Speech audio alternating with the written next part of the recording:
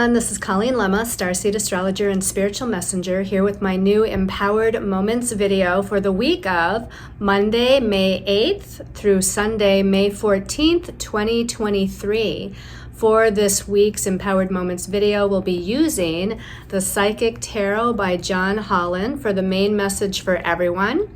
And your special message card this week, depending on your stone of choice, is going to be coming from the Energy and Spirit Oracle deck by Sandra Ann Taylor. I think I used this deck either for the monthly for May or for last week, but when I asked Spirit and tuned in about which deck I should use, they wanted me to use this one again. So we have to trust Spirit, right? Okay, so let's go ahead before we look into the astrology for the week, or actually we have to look at your stones of choice, but before we do even that, let's go ahead and do an empowered moment. So if you can close your eyes, relax your body, clear your mind of all thoughts. Make sure you're grounded by having your feet flat on the floor and your legs uncrossed, and maybe even your hands in your lap with your palms facing the ceiling. Visualizing all around you beautiful etheric golden white light of God Source Energy Universe, Great Spirit, all that is, and breathing that in deeply into every cell of your body. As you exhale, imagining that grounding cord coming out the root chakra and going down, down, down through Earth, Mother Gaia, into the center of the earth where her heart chakra is. And your grounding cord is attaching to Earth, Mother Gaia's heart chakra with her blessing. And this time as you breathe in, imagine that you're breathing in her nurturing, healing, amber yellow colored light up through the grounding cord and into your body.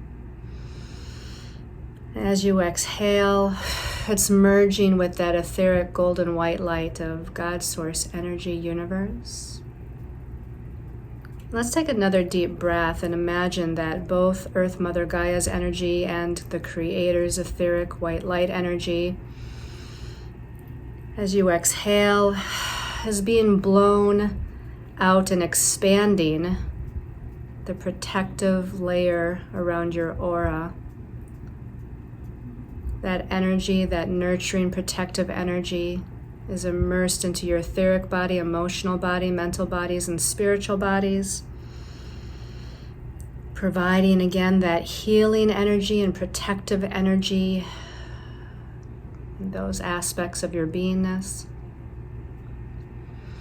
We had a very powerful week last week with a full moon lunar eclipse on Friday being preceded by Pluto, the ruler of Scorpio, turning to retrograde motion on Monday. So it was a pretty intense week of energies, along with Mercury retrograde. This week might seem like a pretty light week in comparison, but we're in the after effects still of that full moon lunar eclipse, where energies are still magnified and intensified, the energy of healing, releasing, purging, letting go, still very active in ourselves and in our lives. So focusing on the intention again of what it is that you want to release, a situation, a circumstance, an emotional way of being, a mindset, a belief system, a certain perception. What is it that you would like to release in the weeks and even months to come as you're riding on the heels of this full moon lunar eclipse?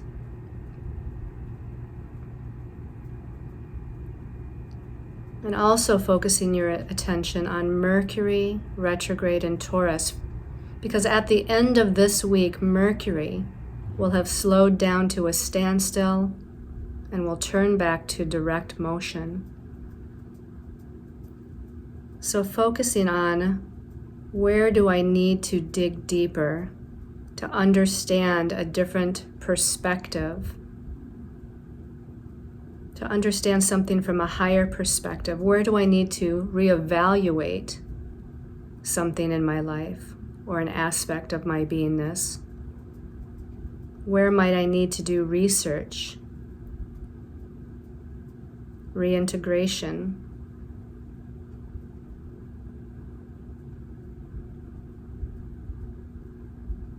Where can I slow my mind down and allow it to be still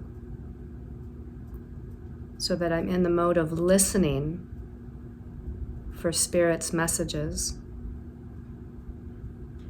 How can I have patience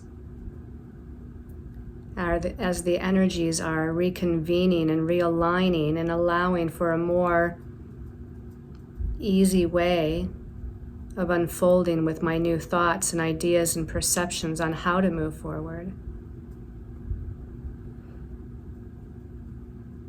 How can I attain that sense of peace, grounding, and patience within myself? And breathing in deeply all of these intentions.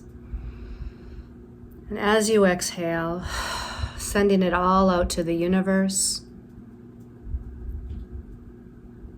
to be made manifest, to bring healing, to bring guidance.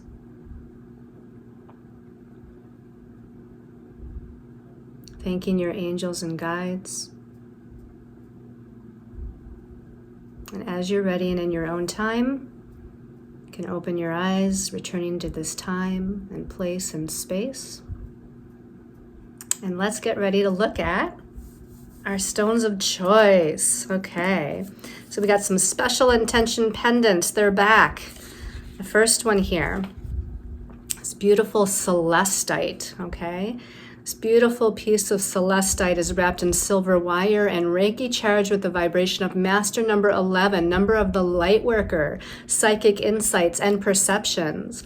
The planet of Neptune, ruler of the spiritual realm, dreams and clairvoyance. The energies of the sign of Pisces for creativity, imagination, and visions. The water element for increased feminine power, intuition, empathy. It's infused with the energy of major arcana, the priestess, for mystery, magic, and the amplification of the divine feminine. And Archangel Raziel's energy, archangel of increased psychic abilities, alchemy, and connecting with those of the angelic realm. Okay. And then special intention pendant number 2 is very special. Double terminated smoky quartz. Now, double terminated means it has a point on the bottom, but it also has a point on the top. That's what double terminated mean. This one is wrapped in gold wire. And Reiki charged with the vibration of Master number 22, number of the Master Builder and Master Manifester, and power on all planes, and protection on all planes. The energies of Pluto, planet of transformation and transmutation of lower vibrational energies, infused into this one. Activation of the crown chakra and the root chakra for opening to higher universal energies and bringing them down through all of the other chakras to ground them into third dimensional reality on the earth plane. And the guidance and assistance of Archangel Michael for protection and to clear away lower energies. And it's also infused with the energies of King Solomon for his powerful protection, divine magic, and space clearing. All right, and then the last pendant of choice is this beautiful white scolecite. Scolecite. It's wrapped in silver and Reiki charged with the vibration of Master number 33, as if you didn't see that one coming. Number of Christ consciousness and spiritual transformation. The qualities of the sign of Pisces for inner peace, tranquility, and dream recall. The energy of the planet Neptune for astral traveling, multidimensional communication, and transcendence. The activation of the third eye and crown chakras for increased psychic perceptions. The energy of Archangel Raziel again, archangel of alchemy, divine magic, and the understanding and ability to channel esoteric wisdom and knowledge. So again, our stones of choice are the celestite pendant, the double terminated smoky quartz, and the white scolecite. Okay, so as I mentioned in our meditation, it's not a hugely active week astrologically, but again, we're coming off of a full moon lunar eclipse.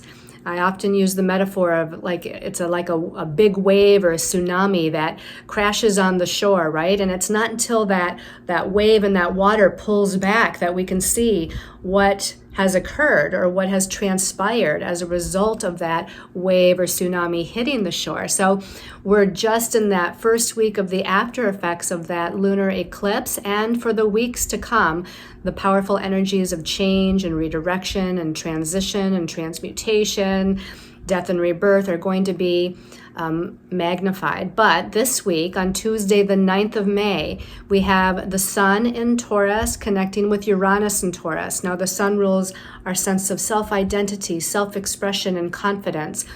It's in the earth sign of Taurus, so it's grounded, it's focused, it wants to work at making something happen. Taurus is also about money and finances, our values, and our sense of self-worth. It's connecting with Uranus, which is the planet of change, redirection, freedom, liberation, the strange, the unusual, the unexpected. Uranus is the Great Awakener, so we might awaken to some sort of insight. We might have an aha moment or an epiphany. There might be some surprise energies around money and finances, or around who and what we value or how we value ourselves. On Friday the 12th and into Saturday the 13th, depending on where in the world you live, we have Venus in Cancer, and it's in a positive trine to Saturn in Pisces. So Venus rules love, relationships, money and finances, again, values, and our sense of self-worth. She's in nurturing, caring, caretaking, intuitive Cancer right now. Cancer rules the emotions, the emotional realm, the emotional body. Cancer rules home and family, community, connecting with others in the spirit of love. So she's pretty comfortable there. She's connecting again in a positive way to Saturn, and Saturn can rule limitations, restrictions, and karmic lessons, but it is a positive connection by trine. So let's look at the positive aspects of Saturn. It's about responsibility. It's about restructuring. It's about bringing something into manifestation. And Saturn's in Pisces right now. Not a very comfortable place for Saturn, but here Saturn rules kind of third dimensional form, which is why it's great with the manifestation principle, but it's in Pisces, which is the sign of the spiritual realm and the intangible and the unseen. So it's interesting here to have that planet, and it's going to be there for 2.5 years.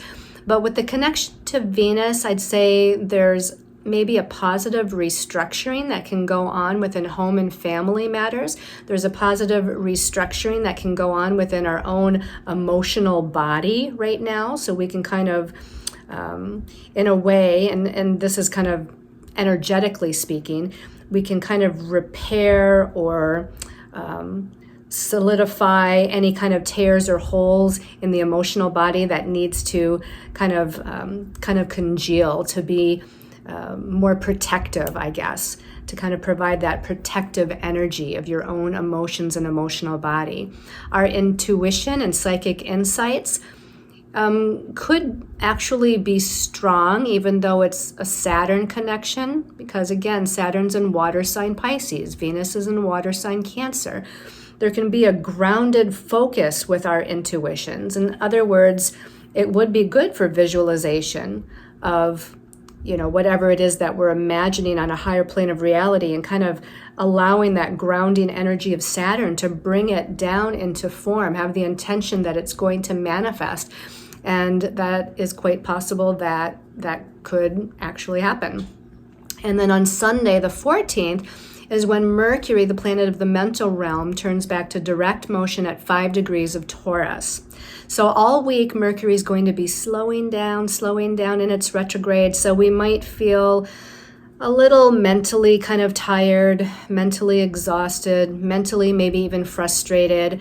Maybe our mind is maybe we feel like we're not connecting the dots, or that our decision-making capability isn't quite on point, because Mercury is having that slow down effect. What it is good for is meditation, self-reflection, kind of being that Buddha and being silent and in stillness and listening to the messages from your higher self, or listening to the messages from your angels and guides and from spirit.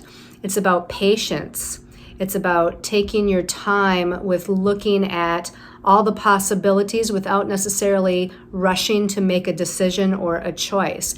This would be, again, we're still in that mode of reviewing and reevaluating, maybe writing out the pros and cons, weighing the different prospects that we have in life before actually making a decision. It's best to wait until Mercury turns back to direct motion, if you can, to make a decision on moving forward on an idea or a project, or if there's a decision that has to be made about anything in particular. It would be better to wait until next week, and even better to wait until the week after, until Mercury starts to pick up speed. But we know that we can't always wait when we have to make important decisions.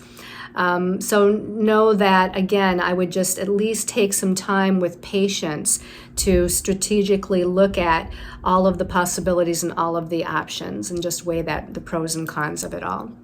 All right, so that's a little bit about the astrology of the week. Let's go ahead and take a look at the messages from our angels and guides. So the first card, let's turn that over here. Okay, we've got the 7 of physical. It says patience and planning, which is what we were just talking about, right? The 7 is a very internal, self-reflective, meditative, going within oneself kind of number. It's a very spiritual number, but it's also a mental and emotional number. So we've got the idea of faith and trust attached to the number 7 as well. Those are numerological keywords for the number 7, faith and trust.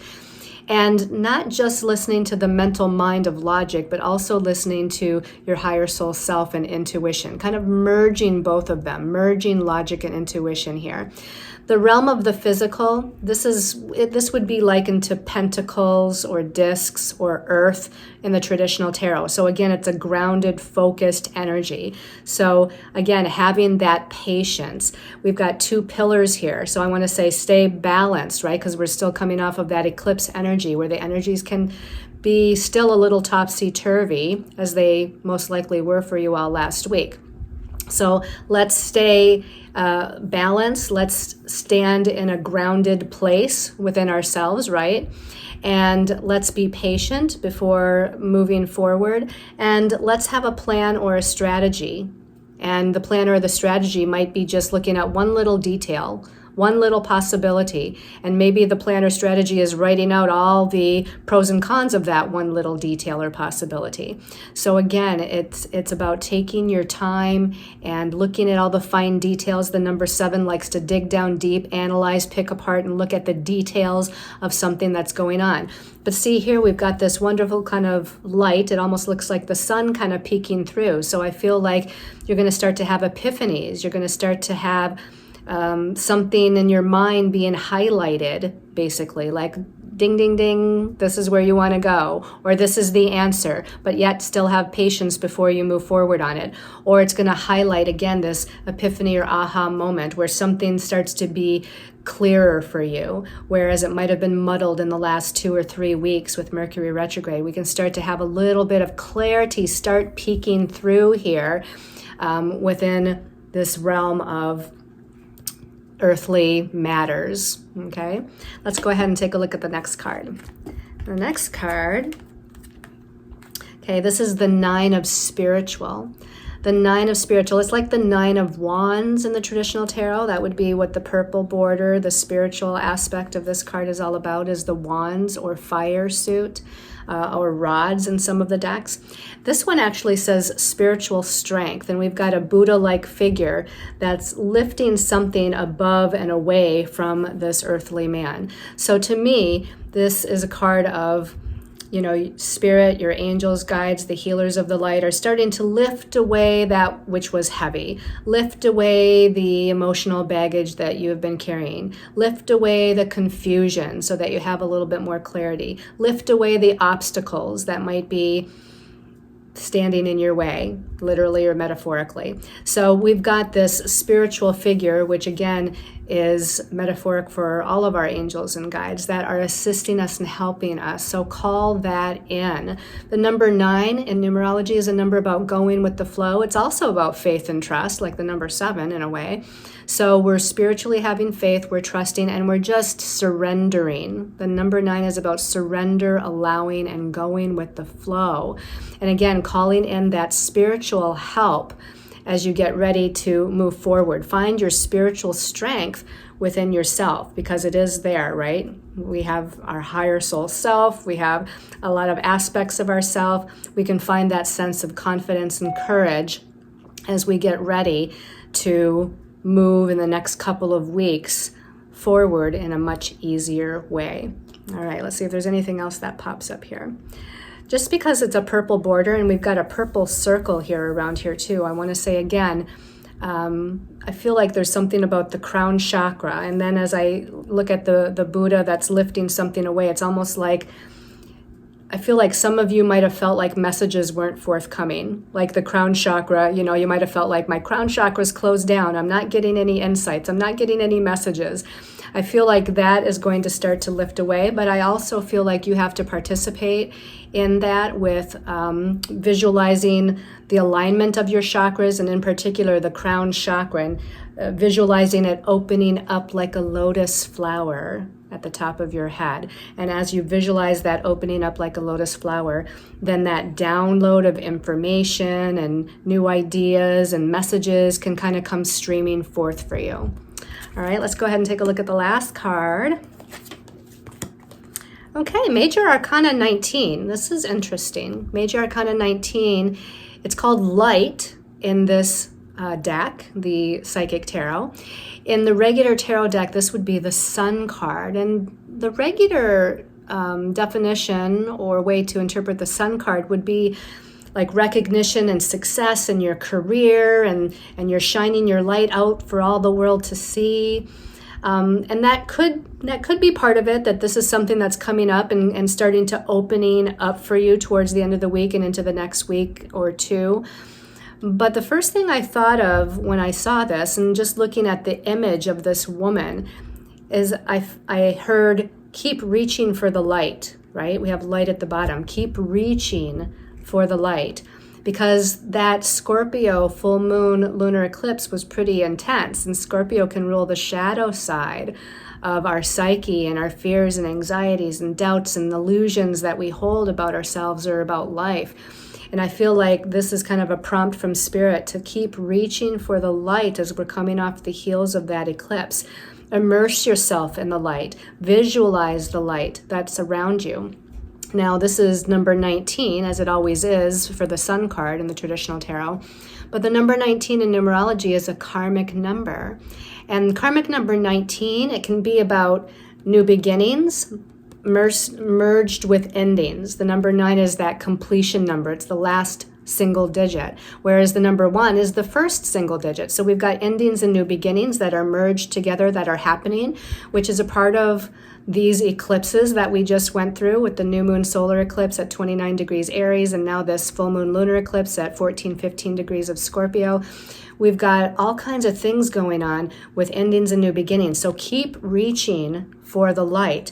The other thing karmic 19 can be about is learning how to stand on your own 2 feet and be independent and self-sufficient, while at the same time balancing that with reaching out to your community or reaching out to others of like mind and asking for assistance or help or support when you need it. So it's this interesting independence versus interdependence, or I should say merged with, not versus, but we're merging our sense of independence within ourselves with interdependence with all of the other people out there that are there to help assist, guide, and promote us in some way, shape, or form.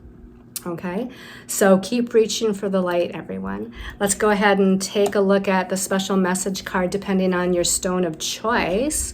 So that first pendant of choice was the celestite. Let's give this a little shuffle here. So the blue celestite, people, special message for blue celestite. Okay, this one actually is calling my attention. It says sensitivity and strength. So just like that second card that we had with spiritual strength, you've got another card here for the celestite people that talks about strength. Now, strength, you can also be sensitive. So it's almost like merging the divine feminine of intuition and sensitivity and love and nurturing with that confident masculine solar plexus chakra, confidence, courage, strength, right? So we're merging the two of these energies together for you this week. It says at the bottom, tapping the forces within. Tapping the forces within. So I don't know what we would call this, but you can definitely see that this is a strong, kind of a heavy-duty, strong kind of anchor. I'm going to call it an anchor. But then we got this light as a feather, angelic sort of intuitive energy going on here. So again, we're merging that divine masculine and that divine feminine. It's all about the balance within ourselves of both of these forces and tapping in with both of those forces. It's almost like this ebb and flow that's going on, right? Where we're intuiting messages, we're being still and listening for guidance, we're surrendering, we're trusting, we're having faith. But at the same time, when we get an aha moment, an epiphany, a message of direction or what to do next, then we're tapping into that divine masculine of action and forward movement and confidence and take charge leadership energy. So this is the message that Spirit wants you to pay attention to this week, Celestite people. Let's put that back in the deck and let's go ahead and pull the message for that double terminated smoky quartz. Double terminated smoky quartz. This one's calling my attention as I open my eyes. This one says, prophets and ancient seers. Ooh, wow, that has a very scorpionic, from the lunar eclipse sort of feeling to it, right? Digging down deep into the mysterious realm of that Scorpio eclipse energy. So prophets and ancient seers, and it says decisions and predictive guidance.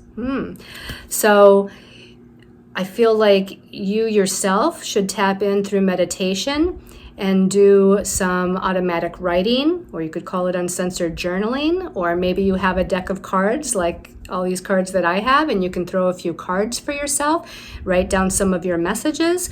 Maybe you just go into meditation and you get flashes of pictures, or you hear words or phrases of messages. You just have a knowingness, all of your clairs being activated here.